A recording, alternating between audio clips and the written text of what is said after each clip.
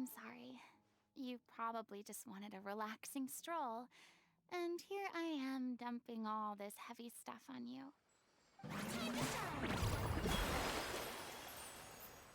Und weiter geht's mit der legendären Quest von Furina. Und zwar an der folgenden Stelle. Hier müssen wir einmal hin.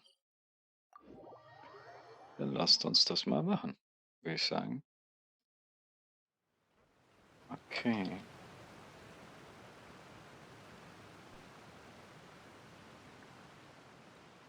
Da unten.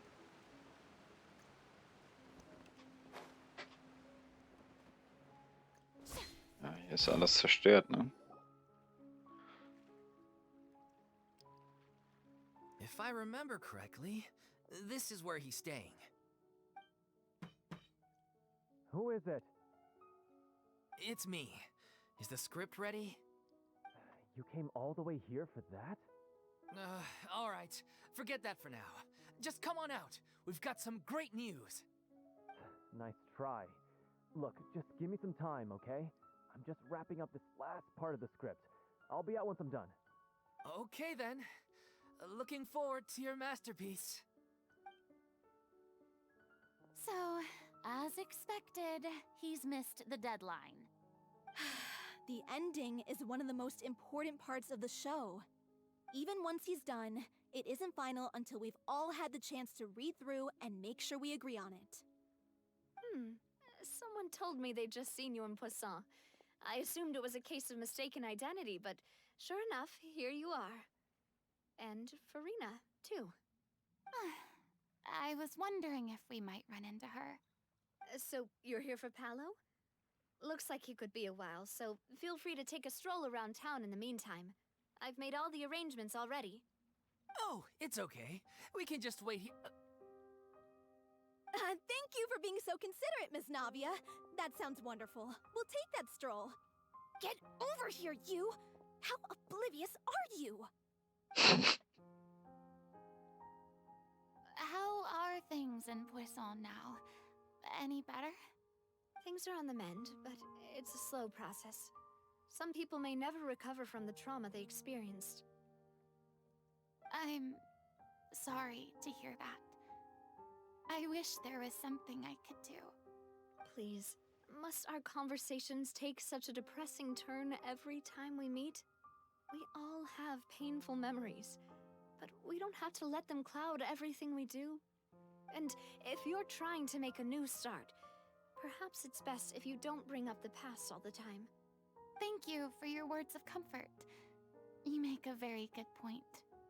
But for now, at least, I think I should stay with the way I'm feeling for a while longer. It's okay. These things take time. Moving on from a painful experience is easier said than done. Which brings me to why I'm here. I thought you should probably know that not everyone here is ready to forgive and forget after the Hydro Archon's inaction in the face of catastrophe. To avoid upsetting the peace, I told the townspeople that everyone here is a member of the theater troupe, and that you are just an actress playing the role of Furina. It's not a perfect solution, but hopefully it means you won't have to lie low while you're here. That's so thoughtful of you, Navia. Well, what do you expect? I am the courageous and considerate president of Spina di Rosula, after all, like my father before me. Anyway, that was all. Look after her now. Off we go then. Let's take a look up there. I don't have any friends that I can be frank and honest with, so maybe she's right. You're the closest thing to friends that I have.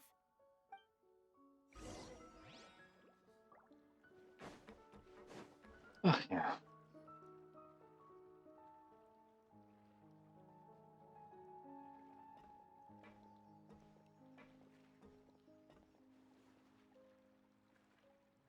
I'm so grateful that Miss Nafia was so understanding. To be perfectly honest, I didn't know if I was ready to meet her. It's always easiest to just run away from your problems. But that never fixes anything. You can't get around the obstacles without facing them. So that's why you were nervous when they brought up Poisson. Yeah. I'd be lying if I said I wasn't scared of coming back here. Still, I felt it was something I had to do. As I was saying before, I want to see for myself the things that I never could in the past. I'd be overjoyed if the people here could find it in their hearts to forgive me. But they're more likely to unleash a tirade of vitriol against me, which, of course, I completely understand and accept. Yeah, I can tell people are watching me. I'm sure some people here see the idea of someone coming to Poisson dressed as the Hydro Archon as extremely disrespectful. I used to be terrified of the gaze of other people, especially when they had suspicion or resentment in their eyes. I guess I wasn't quite ready for this after all. I'm not surprised you're making yourself go through all of this. What do you mean by that? You expected me to just keep running and hiding from my responsibility forever? Look! There seems to be a crowd gathering over there. Probably time we made a move. How about we check out Spina di Rasula's ship? We should have a view of the whole of Poisson from there.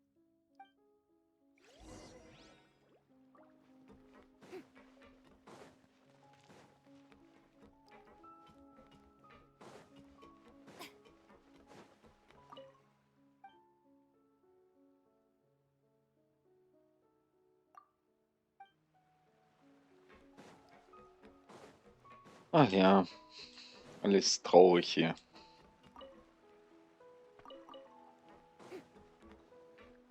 Gibt's auch nichts mehr zu sagen. Das macht einen nur traurig.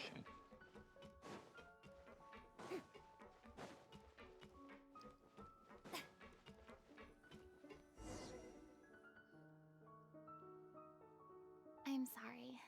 You probably just wanted a relaxing stroll, and here I am dumping all this heavy stuff on you. We don't mind. It's actually refreshing to see a different side of you. Great. Well, I appreciate your company, so please don't disappear just yet.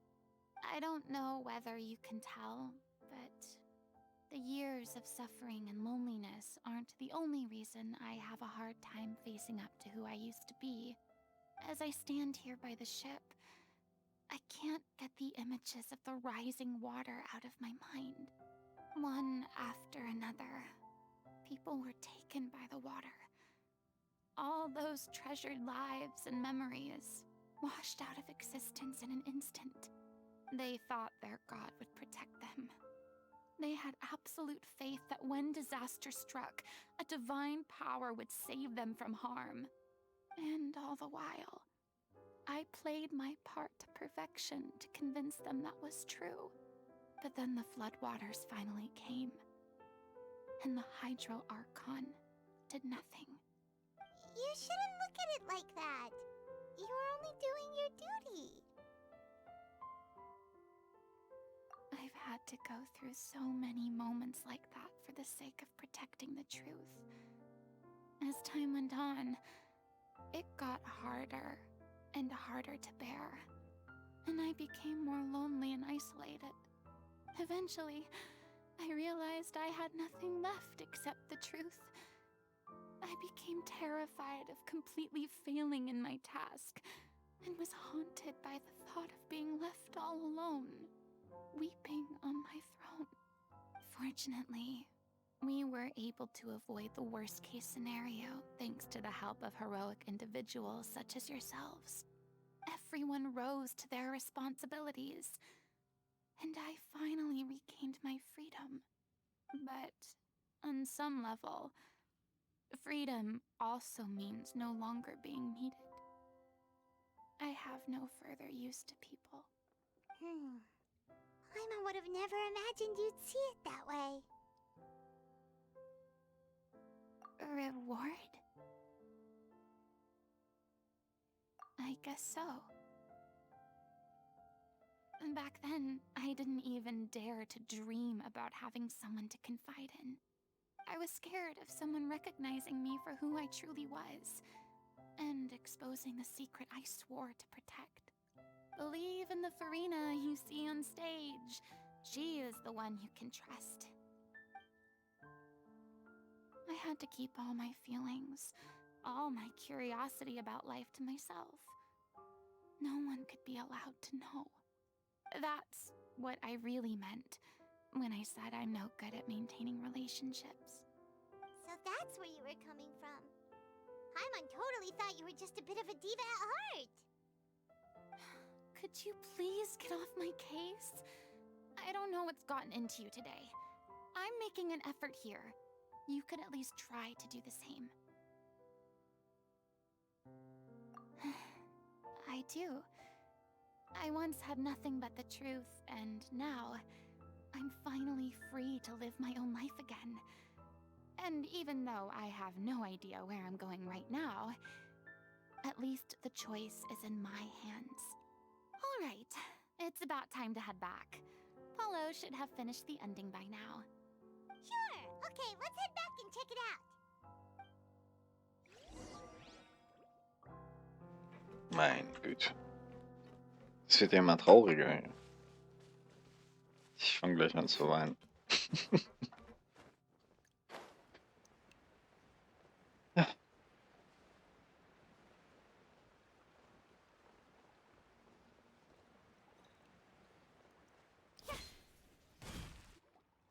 Didn't you say you needed to watch what you eat? You're supposed to be cutting down on fried foods, not wolfing down copious quantities of fish and chips, you know? Come on. It's not every day we get to dine at Spina di Rosula's expense. Can you believe how generous she is? I'm not about to pass on free food. Anyway, my character doesn't need to be slim and good-looking. That's your job. Are you kidding me right now? It's not your character's health I'm worried about, it's yours. I've spent my whole life battling the effects of ill health, and it kills me to watch you willingly ruin yours by filling yourself up with junk all the time. Oh no, looks like they're arguing again. We're back! Could you maybe put your differences aside for a moment? Ah, you're back. We've been enjoying Spina di Rosula's VIP treatment in your stead. Paulo's nearly done. We shouldn't have to wait too much longer. Great! So you were discussing your characters, right? We heard she's playing the Oceanid who turns into a human girl. What about you? Me? I'm an Oceanid too. He was originally supposed to take the form of a crane, but he Ach ja. outgrew that role. Well, the costume at least. So now he's playing the boar instead. Sorry. The boar's not a bad character, actually. He's the one who raises the little Oceanid, yes? That's right. He has some pretty memorable lines too, like when he imparts some solemn words of wisdom to the little Oceanid. If you become human, you can reveal your secret to no one. You will face suffering and loneliness. Is this truly what you want? Wait, that sounds kind of familiar. It's the most important line in the whole script. I think it's a symbolic statement about our director's life and legacy. She kept quiet about all the trials and tribulations she faced in running our troupe, allowing us to devote ourselves fully to performing. It was only after she was gone that we realized how tough her job really was. You mentioned earlier that the troupe is like your home. Yeah. I was born with an incurable illness, and once my family found out it couldn't be treated, they decided they didn't want me anymore. I spent some years taking whatever work I could find and trying to manage my illness with various medicines. But whenever I had a bad flare-up, I'd be lying in an alleyway for days at a time. It was like that until the director found me one day. She told me I had a great voice and asked if I was interested in studying singing from her. I said yes. She took me under her wing, taught me to both sing and act, helped me find Mora for my meds, took care of me when my condition decided to flare up. I know it was all a huge burden on her. She sounds like a really incredible person. She really was. She gave everything she had to her troupe and the people in it. All of us were so proud to call her our director. I was a lost child too when she found me.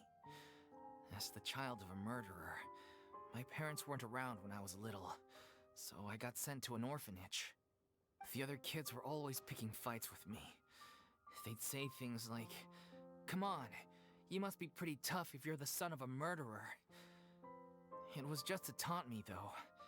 I was an easy target, and they knew it. One day, I got beaten up so bad that I just couldn't take it anymore, so I ran away. I lost all faith in humanity by that point.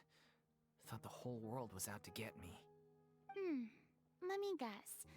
Fortunately, the next person you ran into was the director. Yeah, for the first time in my life, I was somewhere I felt safe. And I promised myself I'd stay here until the day the group parted ways. The day you hoped would never come. How times change. Oh, you're finally done? Get your butt over here. There's someone I need to introduce you to. This is our new artistic consultant, Miss Furina. Furina? The Furina?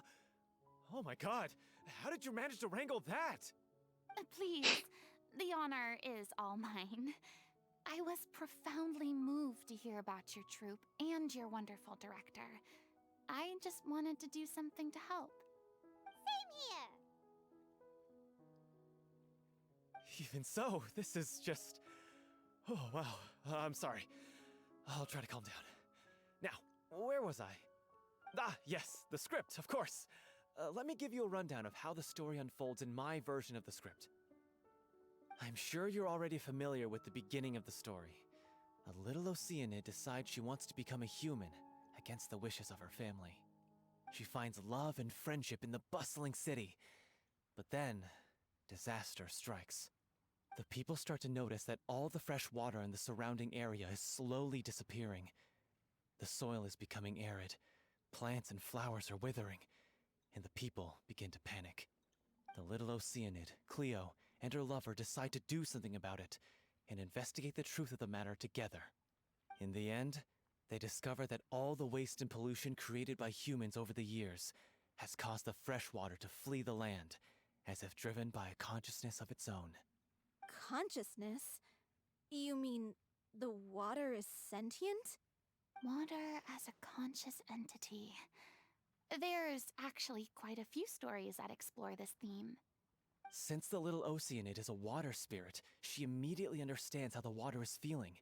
She then tells her lover about her true identity, as well as the truth behind the crisis. Her lover accepts her for who she is, and works with her to find a way to bring the water back. However, unbeknownst to them, there were some people eavesdropping when she revealed her secret. The little Oceanid is accused of being directly responsible for driving the water away, and faces the greatest dilemma of her life. And then? In the end, she makes the brave decision to sacrifice herself to save her lover, and the rest of humanity. Huh? But didn't they all treat Cleo like a villain? Why would she want to save them after that? Well, she mainly wanted to save her lover, plus everyone who'd stood up for her. Through her love for her human partner, she was able to find an even greater love, one that extended to all of humanity. Surely the biggest strength of Cleo's character. There's actually something else that bothers me. You know the protagonist is supposed to represent the director, right? And she never had the chance to become a hero in our world. If we're serious about dedicating this show to her memory, we should make the ending as true to life as possible.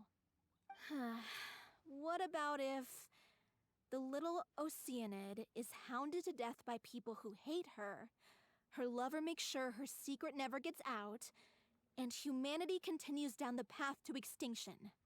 That sounds like too cruel of an ending to me, and perhaps a little irresponsible to present to the audience.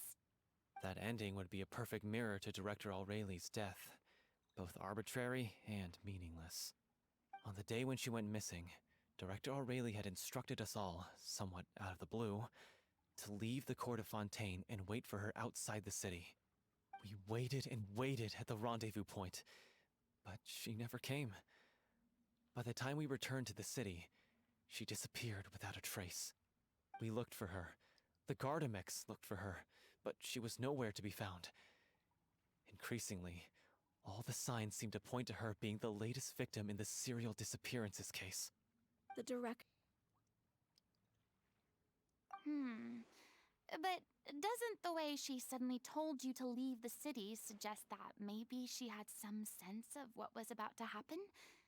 It almost seems as if she was moving you to safety. I've been trying to follow up on that ever since, but all my efforts so far have turned up nothing. Villemont might know something, but he won't open up to me. Villemont? The one who's playing the role of the villain? Yeah. He's been overwhelmed by grief. I think the director's death hit him hardest of all. Grief? Guilt, more like. Also, I have a hard time imagining that anyone took it harder than me. Because, well, speaking of the play being true to life, I was deeply, madly in love with Aurelie. What? You kept that one quiet. It's time to be upfront with you all. No more keeping secrets from each other. We'll never be able to agree on the ending if we can't be honest about how we feel. I did tell her how I felt once, but she turned me down pretty much straight away. She said that we were all like brothers and sisters to her, and she'd never considered us as potential romantic partners. Not that it came as a shock or anything. It was what I was expecting to hear. So I told her I'd always be there for the troupe, and I'd always be there for her. I said, maybe one day in the future, when everyone's settled into their own lives and on the up and up, and managing the troupe no longer required her constant attention, well, maybe then she could reconsider what she really wanted in her life.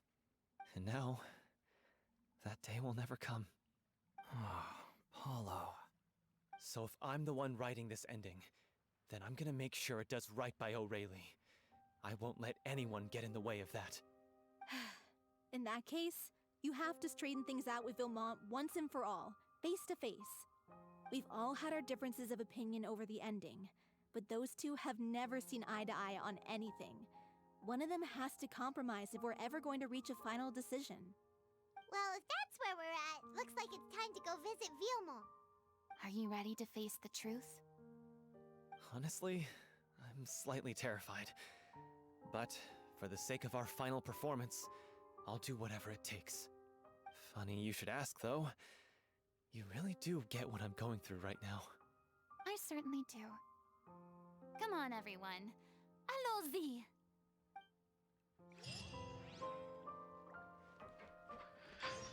Ja, was soll ich sagen? Das war Part 2. Alles relativ, ja, ohne viel Action, viel Gequatsche. Aber, ja, ein bisschen traurig alles. Auch irgendwas Aufheiterndes. Ich hoffe, gleich im nächsten Teil gibt's was, wo wir ein bisschen drüber lachen können. Also, danke euch fürs Zuschauen. Ciao, ciao, bis zum nächsten Mal.